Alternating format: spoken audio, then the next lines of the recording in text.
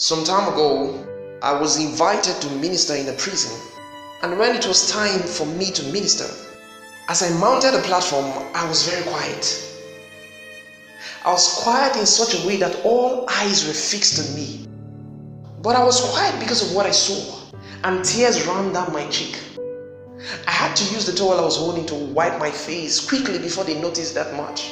Then, after a while, I walked towards a certain role, and I said, just in front of me here, there is someone you were told right from when you were a kid that you will be a great man of God. But right now, you're not in any ministry. You're here in this prison. Can you please stand up? And the young man stood up just at the front row there. Then I turned to another direction and I said, there is a pastor from a very renowned ministry. I mentioned the name of the ministry. I said, you're here. And two young men stood up, and one of them was looking so handsome. So here standing before me were three young men with great prophecies over their lives, in prison and not in ministry. Even if it was prophesied that they will be used greatly by God, yet they are in prison and not being used by God. So the only word that proceeded from my mouth was, what happened? I said that word subtly. What happened? Because for me to spot what was said about them from when they were kids means that the people who gave those prophecies didn't speak falsely. And so if they weren't wrong, what then happened? Proverbs chapter 22 verse 6, train up a child in the way he should go, and when he is old, he will not depart from it. When I asked them that question, what happened? One of them just bowed his head and tears began to flow from his eyes. A man with a great destiny under the care of terrible parenting can end up a terrible criminal. Many years ago as a child, we once traveled for Christmas. Then one morning, one of my uncles brought alcohol and said, who is ready to drink? And then I said, I! With so much joy. But thank God my mother was around. She immediately scolded me and she said, people like you are not given to strong drink. You are a child of God. That word was crested in my heart from that very moment till date. Listen to me, parents. Whatever you allow a child to manifest now is what that child will grow up to become.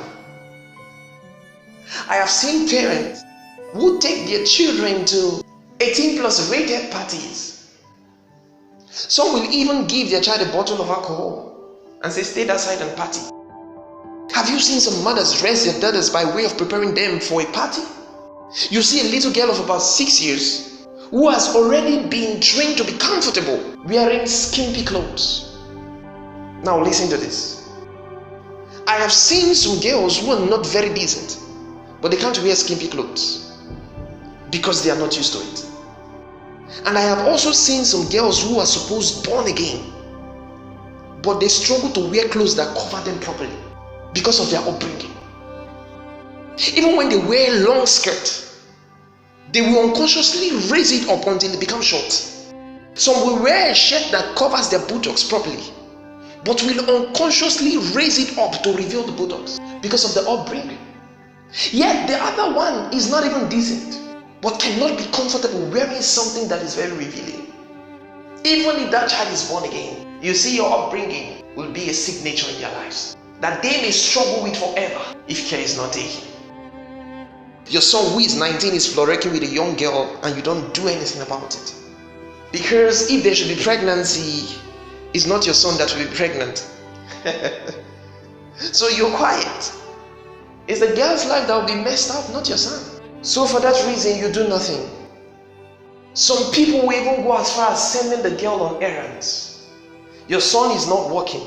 He's not ready to be married, living under your roof, eating your food, and he's bringing a girl every time into his room, and you're quiet. Making them feel so comfortable to commit to the things they want to commit with your endorsement. And now you wonder why he can't be satisfied by his wife alone.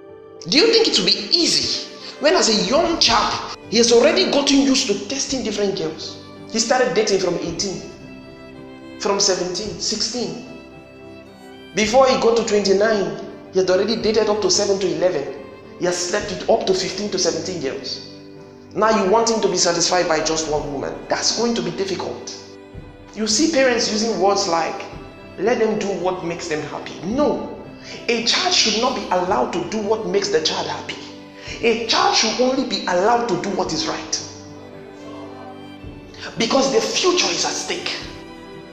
Will you allow a child to enter inside the lion's den and play with the lion because it's going to make the child happy? How then do we allow them to do some other things and say it will make them happy? Now you want that child stays bored to be satisfied by his wife alone. That's going to be difficult. Train your child in a way that will be very easy for God to use. Now he's a pastor, yet very arrogant, because that's how he was brought up. And every day he's battling. He's trying to make effort and be respectful. But at the slightest provocation, the home training will surface again. And he has to go through the process of learning how to be respectful. Something he would have gotten so used to if he started as a child. She's born again, tongue speaking, yet don't tempt her with a house help. She will matric joy out of the child. Because when she was abusing and insulting domestic staffs as a kid, the parents did nothing about it. No child will automatically grow up to become what they weren't trained to become. The molding of the character of a child is not in the hand of God the Creator. It is in the hand of the caretaker, which is the parents.